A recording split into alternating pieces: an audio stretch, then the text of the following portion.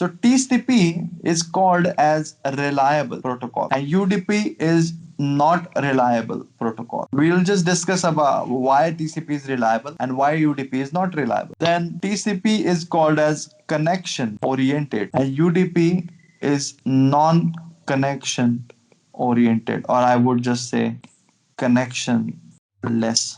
Okay, TCP kind of uses three-way handshake method.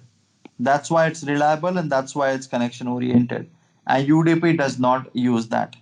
TCP is slower and UDP is faster. Why so? Because TCP gives you delivery guarantee. If you enjoyed the content of the video, don't forget to like and share the video and subscribe to our channel. And UDP does not give you any guarantee that your data will be delivered.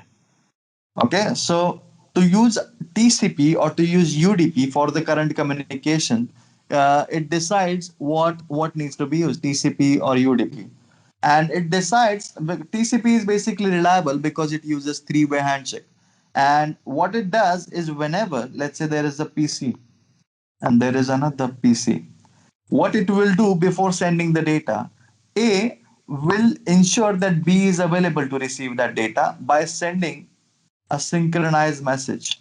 It will send, hey there, are you there? Are you available? Okay, if B receives that synchronization, it will send an acknowledgement of that particular synchronization that, hey, I'm available.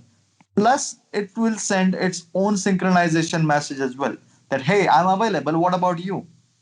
Okay, shall we make a connection? Shall we make a friendship? Yeah. And whenever A receives its own it's like B's synchronization, then it sends its own final acknowledgement. And then they say that connected.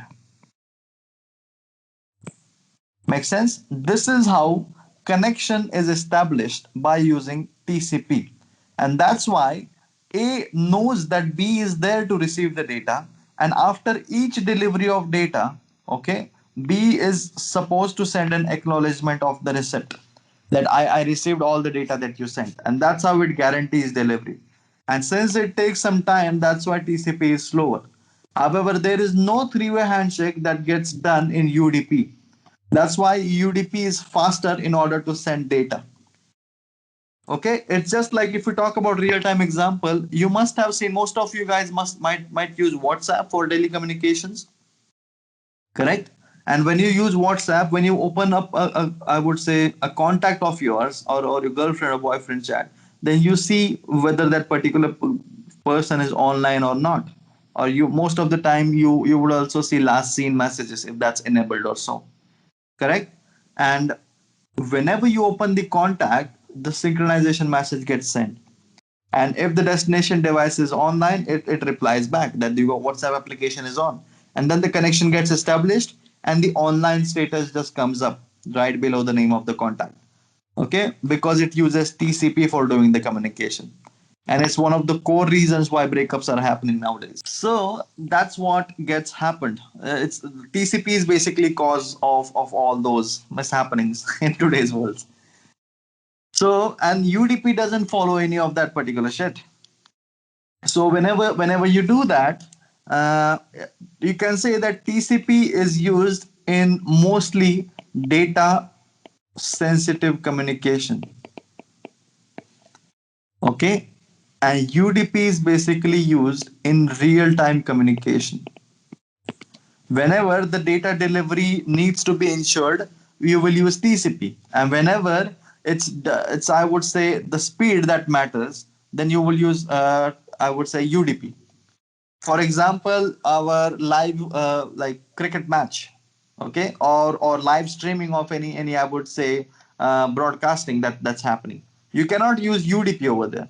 Let's say you, most of you guys might have experienced network congestion in the early days of YouTube, right? We used to browse YouTube, and most of the time we used to see lags there, that some of the pixels of the video are being messed out. Okay, what would happen, because YouTube uses UDP over there, because video is not kind of a daily sensitive data. Okay, or video is kind of you can say that the data delivery doesn't need to be guaranteed. It actually depends on the bandwidth that is available for the communication. So when you're using that particular communication, let's say that while browsing a YouTube video, some of the pixels were missed out. Now, if TCP is being used over there, those pixels would again send that particular, like the server will again send that data because the acknowledgement was not sent from the client to the server for the sent data. Make sense? So if there are like message that needs to be sent or there is a video that needs to be sent, and if destination doesn't receive that data, then it asks for the retransmission of that specific data.